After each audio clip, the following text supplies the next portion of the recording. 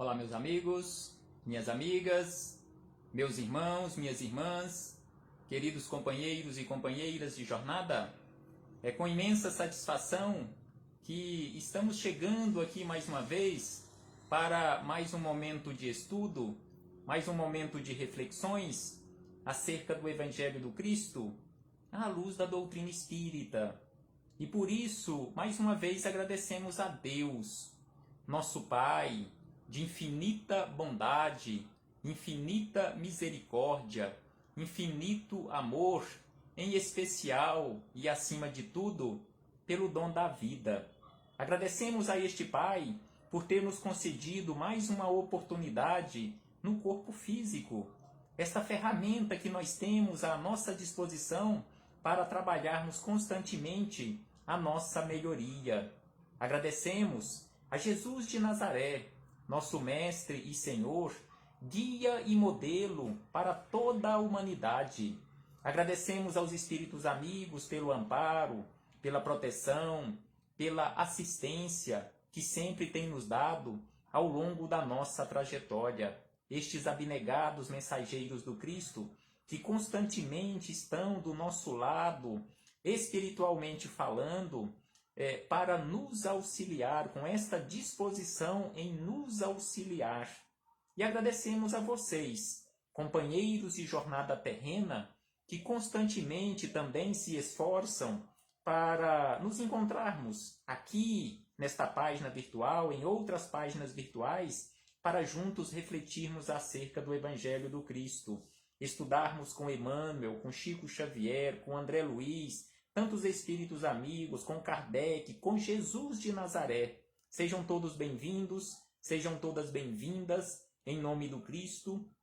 Então hoje, aqui nos encontramos para estudarmos mais um capítulo do livro Palavras de Vida Eterna. E hoje temos aqui para as nossas reflexões o capítulo de número 34. O capítulo de número 34 tem como título Prossigamos. Então aqui Emmanuel nos chama a atenção que, independentemente do que aconteça conosco, é preciso que nos esforcemos conforme Jesus nos pede, fazei esforços. É preciso que nos esforcemos constantemente, e o apóstolo Paulo também constantemente nos lembra sobre isto, nos esforçarmos para seguirmos adiante, mesmo que com os joelhos desconjuntados, mesmo com os pés sangrando, conforme os termos que Paulo utiliza, é preciso que sigamos adiante.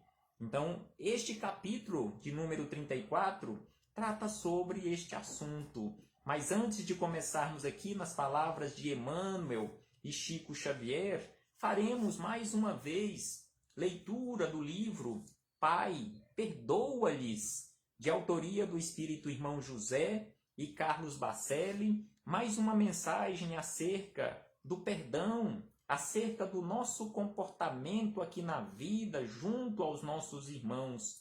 Então aqui, Irmão José traz aqui neste capítulo também de número 34, o principal teste. Então aqui ele nos traz e dá esse título a este capítulo, principal teste, que é em relação ao nosso comportamento perante aquelas pessoas que nos prejudicam ou que nos prejudicaram durante a nossa trajetória. Então o irmão José nos diz o seguinte, que a tua capacidade de compreender e perdoar é o principal teste de aferição de teus conhecimentos do Evangelho, traduzido na prática. Porque aqui, irmão José, conforme ele nos diz aqui, não adianta, ou de pouco adiantará, nós conhecermos o Evangelho intelectualmente e não praticarmos. Na hora de compreendermos a atitude de um companheiro de jornada, de uma companheira de jornada, que tenha agido equivocadamente em relação a nós não compreendermos e não perdoarmos, não aprendemos nada do Evangelho, porque não estamos praticando. Aprendemos apenas intelectualmente. Não adianta nos tornarmos intelectuais do Evangelho.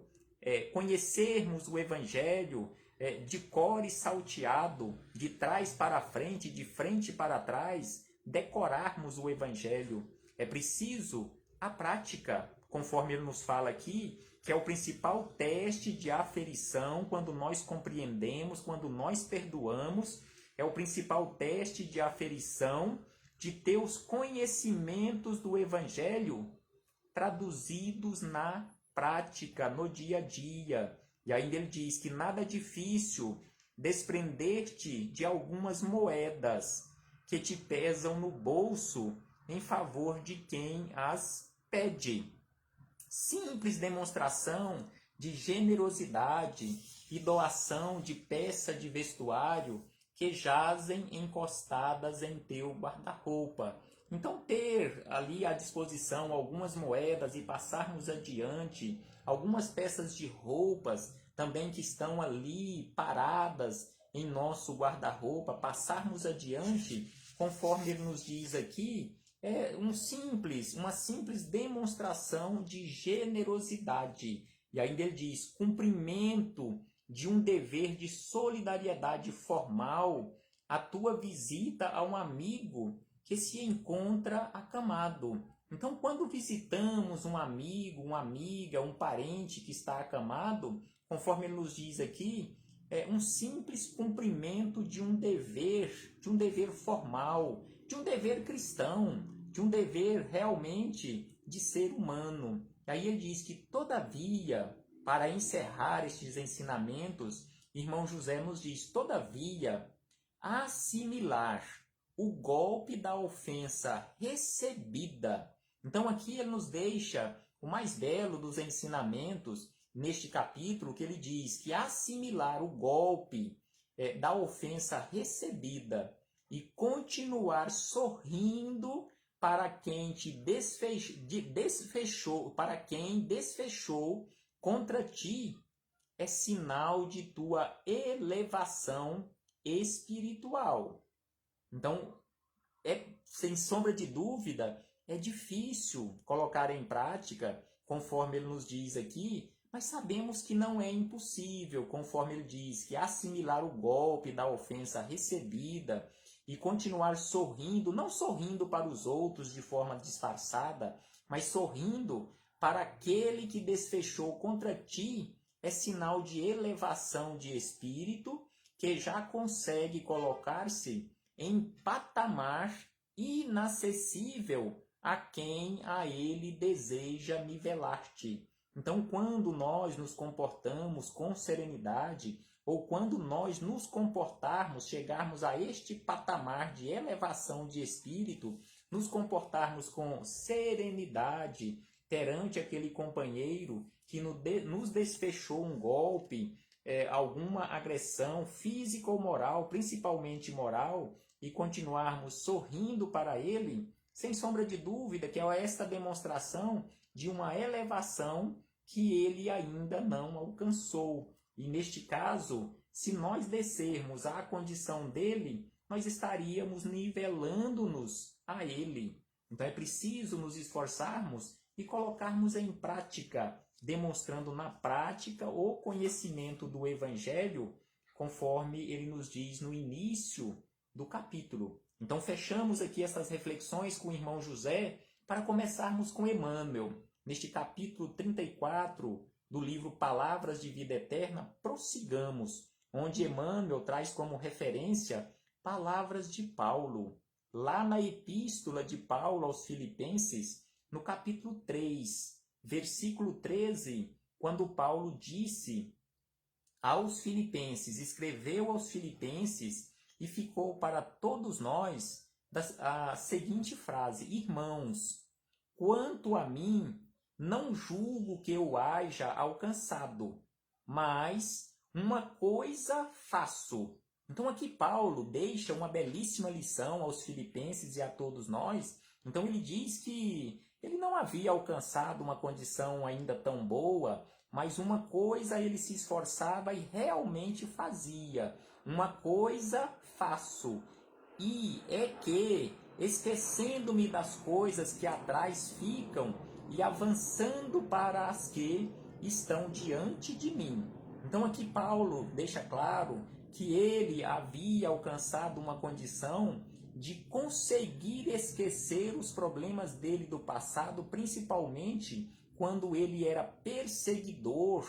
Lá no Sinédrio, ele era o perseguidor mais ferrenho em relação aos cristãos e passou àquela condição de um divulgador, o maior divulgador do evangelho. Então ele esqueceu aquele seu passado e seguiu adiante, conforme nos traz aqui Emmanuel. Então Emmanuel começa nos dizendo: se te imobilizas na estrada, a pretexto de amarguras acumuladas ou de ofensas recebidas, lembras-te de Paulo, o apóstolo intrépido, que sobrecarregado de problemas, não se resignava a interromper o trabalho que o mestre lhe conferira. Então aqui Emmanuel já começa neste primeiro parágrafo nos chamando a atenção que quando nós chegarmos à conclusão que estamos ali imobilizados na nossa caminhada, no percorrer dessa nossa estrada da vida, que lembremos Paulo porque ele não se resignava em ficar parado, em interromper o trabalho, em interromper a jornada de divulgação do Evangelho que o Cristo havia conferido a ele. E ainda Emmanuel nos diz que o amigo providencial da gentilidade, ou seja, Paulo de Tarso, não se entretinha a escutar os remorsos que trazia do seu tempo de adversário e perseguidor do Evangelho. Então aqui ele nos lembra que Paulo, ele não perdia tempo em ficar remoendo o seu passado e ficar tristonho em relação ao seu comportamento, o que ele havia feito. Quem quiser realmente e ainda não conhecer a história de Paulo, é só nós lermos o livro Paulo e Estevão. E uma carga que ele trazia na sua consciência ainda maior era exatamente o assassinato que ele ordenou a Estevão, apedrejado na frente da sua noiva, que era irmã de Estevão e que até ainda ele não sabia, Abigail. E Abigail o perdoou, apesar de pouco tempo depois ela ter desencarnado e virou a sua protetora espiritual, e também Estevão, um espírito altamente elevado, que a pedido do Cristo, ele foi assassinado no corpo físico por Paulo e a pedido do Cristo acompanhou Paulo durante 30 anos, juntamente com sua irmã, no plano espiritual, auxiliando Paulo na divulgação do Evangelho, na semeadura da Boa Nova. Então Paulo esqueceu isto, vamos colocar entre aspas esse esqueceu,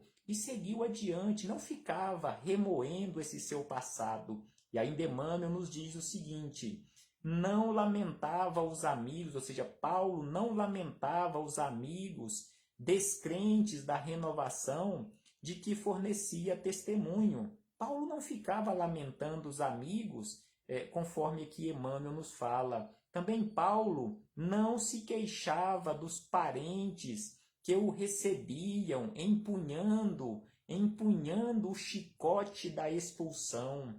Quantas vezes ele foi expulso de lares, de parentes queridos, de entes queridos, de amigos da época em que ele era Saulo de Tarso, então doutor da lei. E o seu próprio pai, quando ele retornou do deserto, no caso Paulo, então Saulo de Tarso, quando ele foi visitar a sua cidade natal, a cidade de Tarso, ele foi expulso da sua casa pelo seu próprio pai, que não aceitava a sua conversão ao cristianismo. E ainda ele diz o seguinte, que Paulo também não se detinha para lastimar a alteração dos afetos que a incompreensão azedara no vaso do tempo. Então aqueles amigos, aqueles afetos foram todos substituídos, porque aqueles da época de fama material, aqueles da época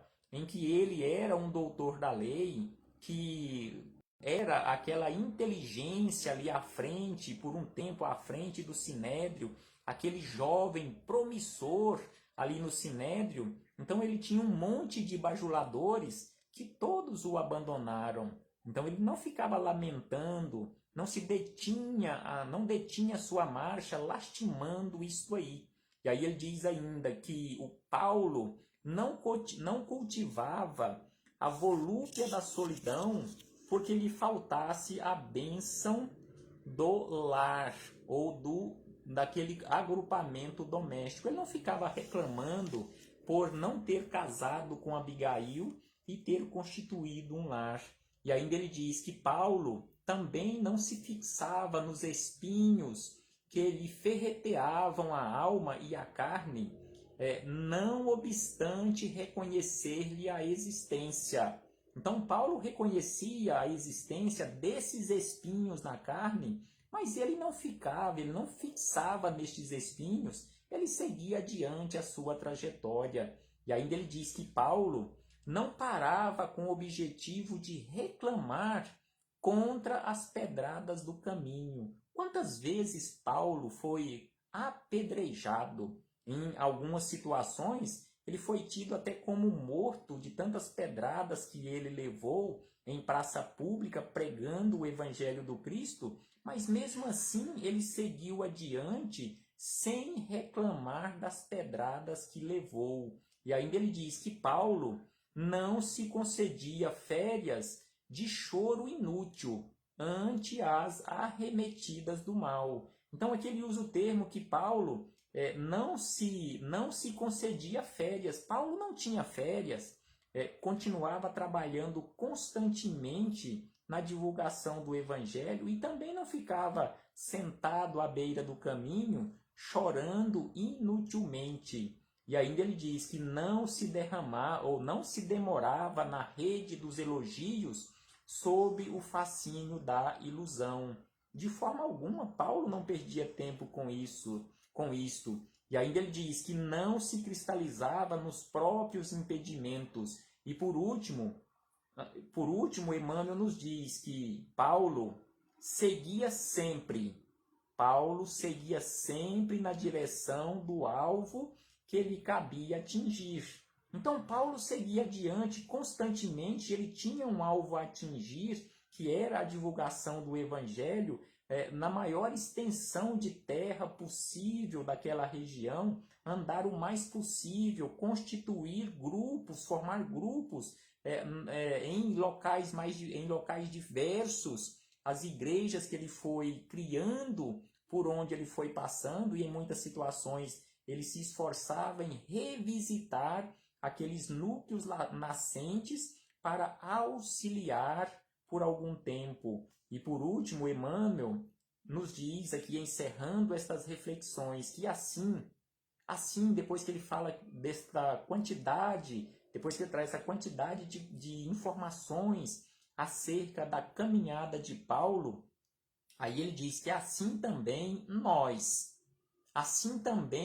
deve ser o nosso comportamento, endividados ou pecadores, pobres ou doentes, fracos ou inábeis, desiludidos ou torturados, uma coisa façamos. Então aqui Emmanuel nos fala que independentemente de nos encontrarmos na condição de endividados, de pecadores, de pobres, de doentes, de fracos ou de inabilitados para a tarefa, desiludidos ou torturados, uma coisa façamos: acima de todos os tropeços e inibições no caminho, prossigamos sempre para diante, esquecendo o mal e fazendo o bem. Então aqui prestemos atenção nesta última frase de Emmanuel, onde ele nos lembra que não é simplesmente esquecermos o mal, mas que precisamos, além de esquecer o mal, precisamos praticar o bem, precisamos fazer o bem constantemente. Conforme os Espíritos amigos nos dizem em uma questão de O Livro dos Espíritos, que além de não fazer o mal, é preciso que façamos o bem no limite das nossas forças. Então que possamos pegar como exemplo na nossa vida e para a nossa vida Paulo de Tarso e prosseguirmos sempre adiante,